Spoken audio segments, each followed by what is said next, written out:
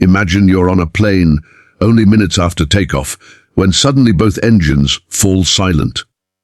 No power, no thrust, just the terrifying hum of wind rushing past the cabin. The city below grows larger, and every second feels like an eternity. In most stories, this is where disaster strikes, but on January 15th, 2009, what unfolded in the skies above New York would become one of the most extraordinary tales of survival in aviation history, a story where courage, skill, and lightning fast rescue turned certain tragedy into what we now call the miracle on the Hudson. On the afternoon of January 15, 2009, LaGuardia Airport in New York City bustled with its usual rhythm of departures and arrivals. Business travelers rushed through terminals, flight attendants prepared cabins, and pilots studied their flight plans with professional precision. Among the many scheduled flights that day was U.S. Airways Flight 1549, an Airbus A320 bound for Charlotte, North Carolina. For 150 passengers and 5 crew members, it was meant to be a short, uneventful journey, the kind that ends with luggage tumbling onto carousels and taxi rides home. But fate had chosen that day to write a very different story, one that would enter aviation history as both miraculous and unprecedented in speed of survival and rescue. The flight pushed back at 3:24 in the afternoon.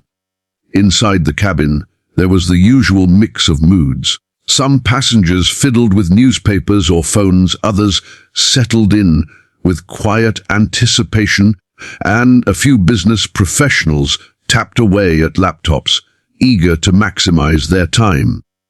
In the cockpit sat Captain Chesley, Sully, Sullenberger, a veteran pilot with decades of experience, and his first officer, Jeffrey Skiles, who was on his very first training flight in the Airbus A320 after years of flying other aircraft types.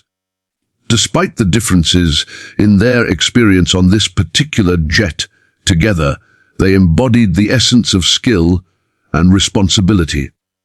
As the Airbus roared down the runway, engines humming with raw thrust, no one could have predicted that within minutes those same engines would betray them.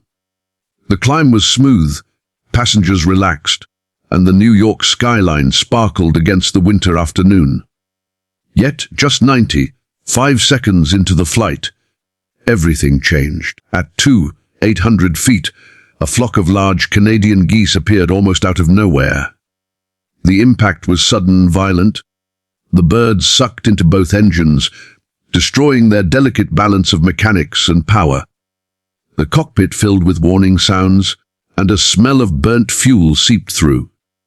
Skiles, at the controls, tried desperately to regain thrust, but it was useless. The Airbus had lost both engines, an almost unthinkable situation. Inside the cabin, passengers felt the aircraft jolt. The hum of engines they took for granted disappeared, replaced by the eerie silence of air rushing past the fuselage. Conversations died instantly, replaced with an uneasy quiet. Some passengers clutched at their seats. Others looked to the cabin crew for reassurance. A few whispered quick prayers. Flight attendants knew something was gravely wrong, their training kicking in even as fear flickered across their faces. Up front, Captain Sullenberger remained calm, his voice measured as he assessed their dwindling options. LaGuardia was now impossible to reach. Teterboro Airport in New Jersey seemed like a candidate, but distance and altitude made it equally unlikely. Every second ticked away like thunder. The aircraft was losing altitude fast, and populated neighborhoods sprawled beneath them. Sullenberger made the decision of his career. The Hudson River, stretching cold and unforgiving below, was the only remaining option. Few pilots had ever attempted such a maneuver with success, and none with an Airbus of this size, but Sully's experience told him it was their only hope. At 30:30, he radioed air traffic control. "We're going to be in the Hudson." Those words, simple yet chilling, signaled both desperation and resolve. Passengers, now fully aware of the emergency, heard the announcement. Brace for impact. The cabin filled with the sounds of people preparing for the unthinkable. Children crying, seatbelts pulled tight, hands gripping seats, heads pressed forward. It was the moment between life and death. At 3:31, the Airbus A320 descended onto the Hudson River with astonishing precision. The impact sent water spraying high into the air, waves rolling outward, and the fuselage skidding across the river before slowing to a stop. The aircraft held together, though the force shook every soul on board. Incredibly, the plane did not break apart. Silence followed for a heartbeat, then the eruption of voices, cries, and frantic movement. Water began seeping in. Flight attendants opened exits, slides inflated into rafts, and passengers scrambled onto wings, slick with icy water. In January's freezing conditions, every second outside was a battle for survival. This was the moment where tragedy might still have claimed them. But what unfolded next transformed the incident into one of the fastest rescues aviation had ever seen. The Hudson River was busy that day, commuter ferries crisscrossing between Manhattan and New Jersey. When ferry captains spotted the aircraft floating in the river, they reacted without hesitation. Within 4 minutes, the first rescue boats were on the scene, maneuvering dangerously close to the jet to pull passengers aboard. Crews threw open doors, tossed life jackets, and leaned over rails to hoist shivering men, women, and children from the frigid water. These were not trained rescue professionals, but ordinary ferry operators whose quick decisions saved countless lives. As word spread, more boats rushed in. Police and Coast Guard vessels arrived, fire department teams joined, and the river became a flurry of coordinated chaos. Passengers clung to wings, huddled together, their clothes soaked and bodies trembling from the cold. Rescue workers pulled them up one by one, prioritizing children, the elderly, and those already slipping toward hypothermia. On board the aircraft, flight attendants kept order, urging passengers to keep calm as they evacuated, ensuring no one was left behind. In less than 24 minutes from the moment of impact, all 155 people, every passenger and every crew member, were safely evacuated. Not a single life was lost.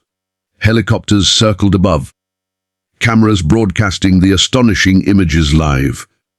A jetliner resting in the middle of a river, wings crowded with survivors, rescue boats swarming around. It seemed unreal, like a scene from a film. Yet it was real, and it was happening in the very heart of New York. The story spread instantly across the globe. Newspapers called it a miracle. TV anchors repeated the phrase, "The miracle on the Hudson," and aviation experts marveled at both the skill of the pilots and the speed of the rescue operation. But for the survivors, the miracle wasn't just the landing. It was the hands that pulled them from the river, the strangers who offered blankets and coats, the professionals who acted without hesitation. Captain Sullenberger would later testify before Congress, write books, and be celebrated as a hero, but he always insisted it was never just about him. It was about teamwork in the cockpit, discipline in the cabin, and above all, the ordinary people on ferries who became extraordinary rescuers. In the days that followed, investigations confirmed the engines had ingested multiple geese, leaving them powerless. Simulations were run. Experts debated whether returning to LaGuardia might have been possible, but time and again the conclusion was clear. Sully's decision to ditch in the Hudson was the only choice that gave everyone a chance to live. The rescue was equally remarkable. Aviation disasters often unfold in remote areas, oceans or mountains, where help takes hours to arrive. Here, in one of the busiest cities in the world, help came in minutes. It was speed, proximity, and human instinct combined that prevented the icy river from claiming lives. The legacy of Flight 1549 continues today, not only as an extraordinary tale of survival, but as a case study in aviation training, emergency response, and human courage. Museums now display pieces of the aircraft. Films have immortalized the event, and survivors still gather to remember the day they cheated death. For some, it was a turning point in their lives, a reminder of the fragility of existence and the strength of human connection. In aviation history, countless tragedies have been written, but rarely do we find one where disaster strikes, and within minutes, every life is saved. The miracle on the Hudson stands not just as the story of a skilled captain, or a sturdy aircraft, or even the luck of proximity to rescue vessels. It stands as a story of humanity at its best. Ordinary people facing extraordinary circumstances and refusing to let fate dictate the ending. As the frozen waters of the Hudson swallowed the last ripples from that landing, one truth was undeniable.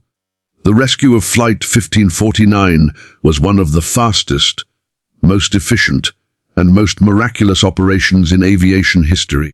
And for the 155 people who stepped back onto dry land that day, it was proof that sometimes, even when everything goes wrong, everything can still turn out right.